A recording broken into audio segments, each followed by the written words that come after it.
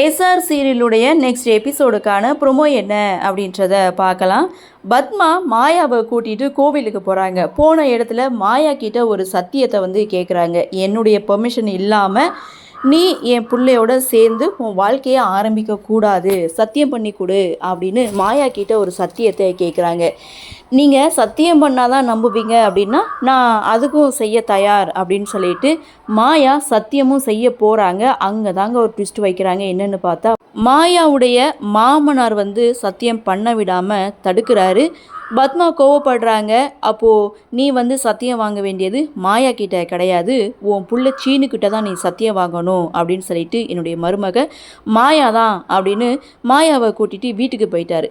வீட்டுக்கு போன பத்மா இங்கே எல்லாரும் முன்னாடியும் மாயாவுக்கு சீர் கொடுக்கலை அப்படின்னு சொல்லி அந்த பிரச்சனையை ஸ்டார்ட் பண்ணுறாங்க. பொங்கல், தீபாவளி, நல்ல நாள், பெரிய நாள்னு எவ்வளவோ வந்துட்டு போகுது.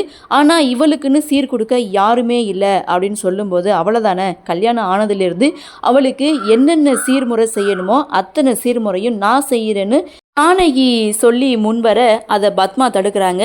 நீங்கள் உங்கள் காசில் இந்த வீட்டு பணத்தில் நீங்கள் எந்த ஒரு சீர்வரிசையும் நீங்கள் செய்யக்கூடாது அப்படின்னு ஒரு கண்டிஷனையும் போடுறாங்க. அப்படியே சீனை கட் பண்ணால் ஊர் மெச்ச இங்கே சீர்வரிசை இறங்குது. இப்போ உனக்கு சந்தோஷம் தானே, சீர் வேணும்னு கேட்ட, சீர் வந்தாச்சு, இப்போ உனக்கு சந்தோஷம் தானே, திருப்தி தானேன்னு ஜானகி பத்மாவை பார்த்து கேட்க, அப்போது பத்மா சொல்கிறாங்க, இந்த சீர்வரிசையை யார் கொடுத்தாங்கன்னு தெரியாமல் நான் அவளை மருமகளாக ஏற்றுக்க மாட்டேன்னு அங்கேயும் ஒரு ட்விஸ்ட் வைக்கிறாங்க. யாருன்னு பார்த்தா வேறு யாரும் கிடையாது, மாயாவுடைய மாமனார், அதாவது சீனுடைய அப்பா தாங்க என்ட்ரி கொடுக்குறாங்க. ஒருவேளை இவராக இருக்குமோ அப்படின்ற எதிர்பார்ப்போடு இந்த ப்ரொமோவை கொடுத்துருக்காங்க. இங்கே பத்மா பார்த்துட்டு செம்ம ஷாக் ஆகுறாங்க. இதோட தாங்க இந்த ப்ரொமோவை முடிச்சிருக்காங்க. சரி பார்க்கலாம், இனிமேலாவது மாயாவை மருமகளாக ஏற்றுப்பாங்களா மாட்டாங்களா அப்படின்ற எதிர்பார்ப்போடு நாமளும் பொறுத்திருந்து பார்க்கலாம்.